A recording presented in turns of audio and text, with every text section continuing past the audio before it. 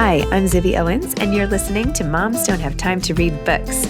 This 30-minute podcast features a new author interviewed by me every single day, 365 days a year, for about 30 minutes. I am also the publisher for Zibby Books, which publishes 12 books a year in fiction and memoir. Our books are already out now. You can check it out on zibbybooks.com. And we have a magazine called Zibby Mag, where we have lots of wonderful essays and lifestyle features. That's at zibbymag.com. We have classes at zibbyclasses.com.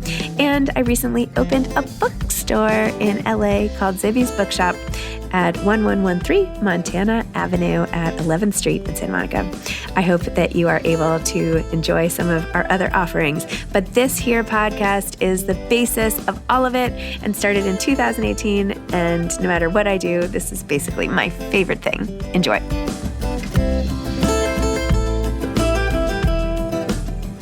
Whitney Hanson is the author of Harmony. She is also the author of Home and Climate. Through Whitney's vulnerability and authenticity, she is connected with thousands of readers and adamantly believes that poetry is not a dead language. Rather, it is the key to unlocking true vulnerability, which leads to deeper connection with one another. Whitney grew up in rural Montana and now lives in South Carolina. Whitney, welcome to Moms Don't Have Time to Read Books. Thank you. I'm so excited to be here.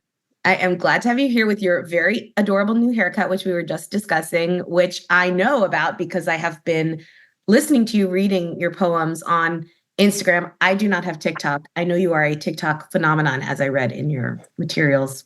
I think I'm too old for TikTok, but that's probably up for debate. I think no one's too old for TikTok. You'll find something for everyone on TikTok, but I definitely am focused a little bit on Instagram more lately. So you're seeing most of my content anyway. Thank goodness. Exactly. I don't need to be doing any dance moves or anything like that. I'm getting all the good stuff in my, I think it's relatable, actually. I feel like a lot of listeners of this podcast are probably on Instagram versus TikTok, but I could be wrong. Maybe Zibby needs to do it the day after. I almost think that TikTok is almost more focused on like instant gratification, and Instagram has become more of a place of artistic expression. And so I almost find myself fitting in more on Instagram now because of that. So yeah, I would think that a lot of people listening are probably people who spend more time on Instagram. Yeah. Like moms. But also I see a lot of like the only TikToks I do see are when people repost them on Instagram. And I'm like, oh, I saw this TikTok on Instagram. I'm really hating myself now in this conversation, Whitney. We've just started. So. It's okay. But we are here today to talk about Harmony, your absolutely beautiful collection of poems. I found it achy in the really best possible way to read. I want you to take that as a compliment because it was heart-wrenching and beautiful. I think anybody who has lost anyone, but particularly who has lost someone before their time, will find so many places in your words that think, oh my God, this is speaking from my own heart directly. And, you know, it was a journey. It's a journey through your experience and a journey for the reader. It was a really beautiful, beautiful work. So congratulations on that. Thank you. And so why don't you tell everybody who hasn't yet read it, what is Harmony about? Harmony is a book that I always knew, I think, that I would write. It was always in the back of my mind as something that is an important piece of my story, because all of my feelings in poetry a lot of times kind of stem back from my childhood. And so Harmony is about experiencing grief in my childhood. I was around 16 years old, but I still kind of consider that like a turning point. And so Harmony is all about that turning point of realizing how temporary life is, because when I was 16 years old, I lost my best friend. And when you're 16, arguably your best friend is like your most important person in your life. And so I lost my best friend when I was 16. And so I feel like that changed my perspective on life and on love a lot. Mm-hmm. And so I have always kind of wanted to write this book to document that process of grief and how that was incorporated with me becoming an adult and me maturing and growing up. And so that's what Harmony is it's a documentation of that process through a poetic lens. Were you writing, so first of all, have you always written poetry? Has that been something you've been doing since you were even younger than you are now?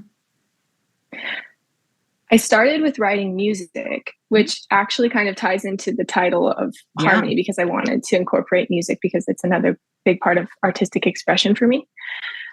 But I started with writing music, which I think ties really closely to poetry. And then when I was around 15 or 16 years old, that's when I really started writing poetry. I had a teacher who really encouraged me to write. She would try to get me to enter in all these poetry competitions and things like that. And that was really huge for me in my journey with writing.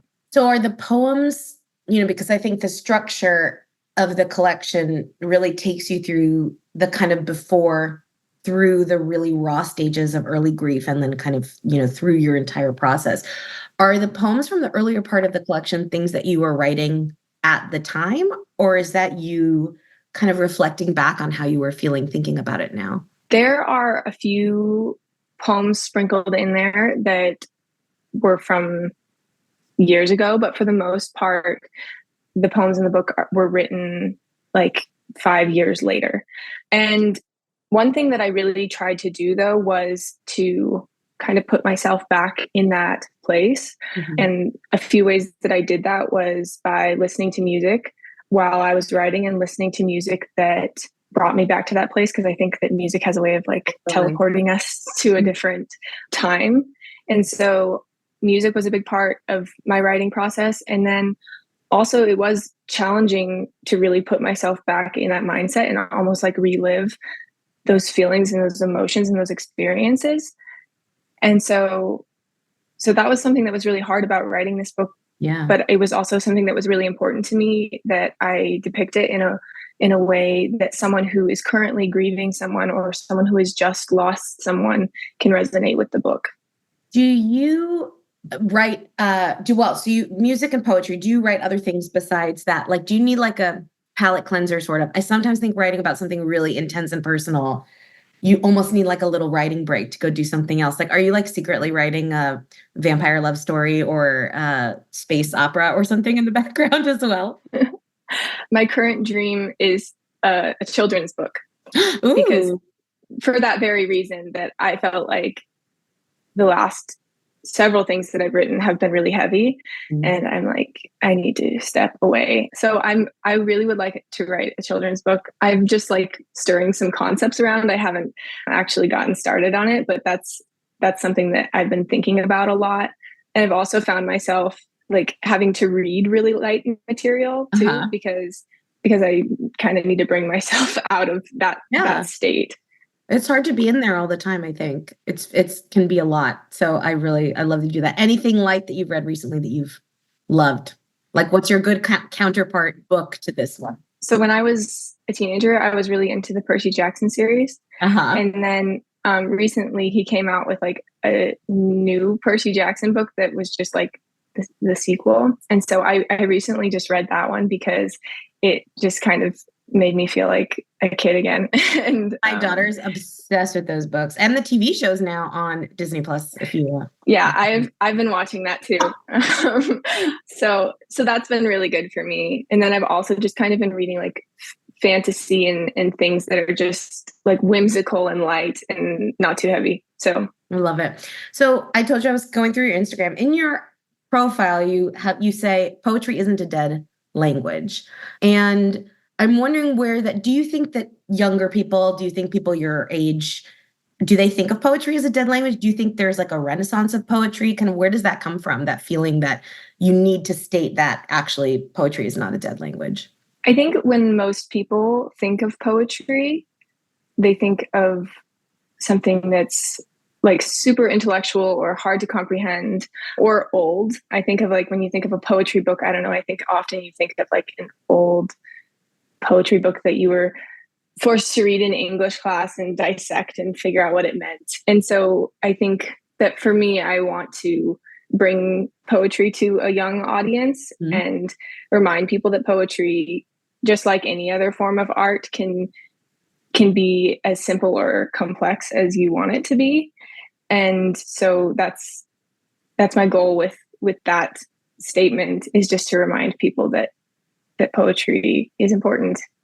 And I mean, clearly it's working because you have an extraordinary number of followers on multiple platforms. And I'm guessing that a lot of people first access your writing through social media and through you reading your poems online. I mean, that I had not really thought about how that must be helping a totally new generation access poetry in a different way than I did, which is exactly how you described. Like, give me an Emily Dickinson poem in school and we have to like dissect every line. I mean, do you think of yourself as a performance artist as well as a poet?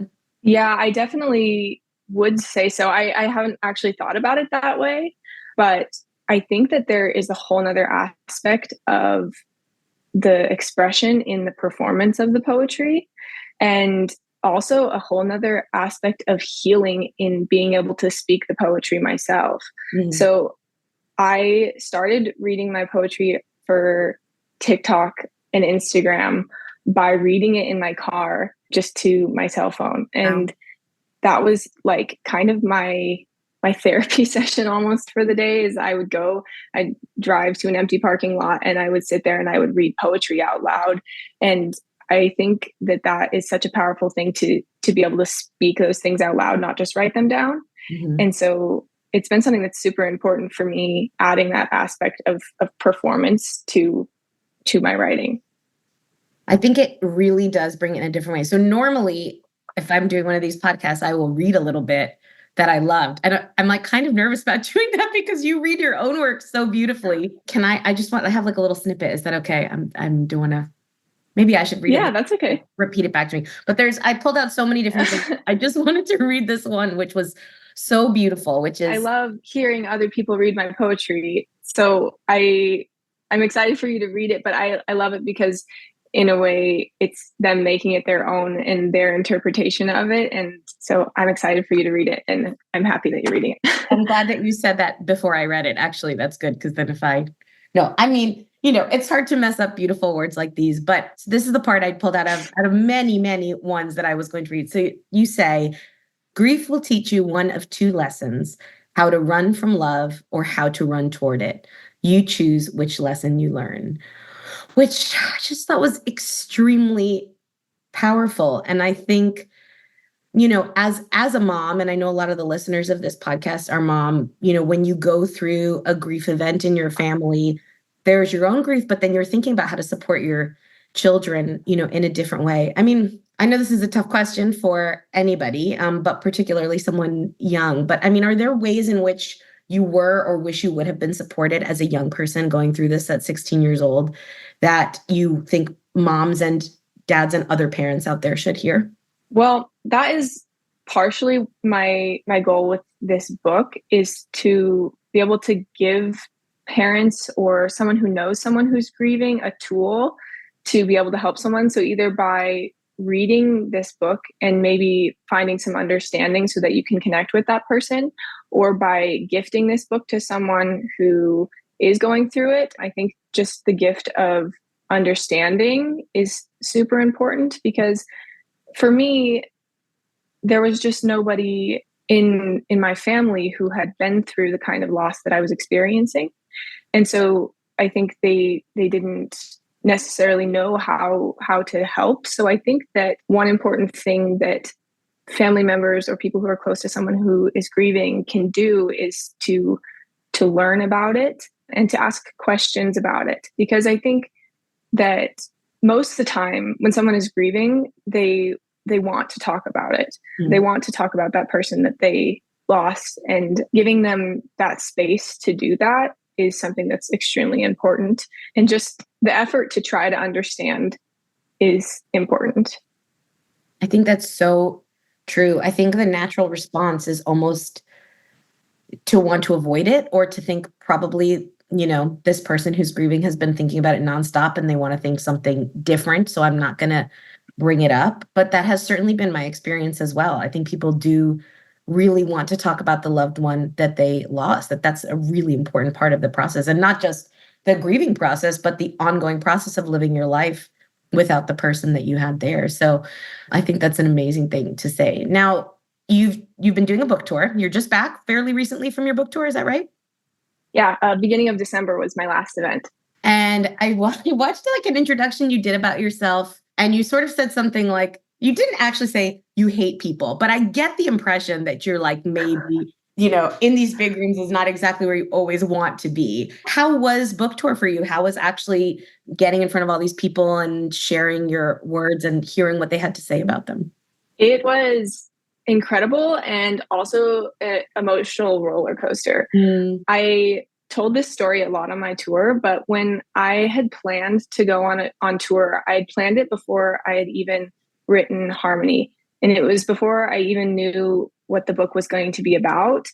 And so I had this dream of going on tour because I really do love to actually connect with people. And I think that social media allows some form of connection, but it's very different when you can actually meet people face to face and see their facial expressions and see how your art is resonating with them. So I'd been wanting to do a tour for a while because I was very nervous, but I do actually like people. That's kind of what you said. You were like, I love people and also I hate people. And I was like, I think we all kind of feel that way a little bit.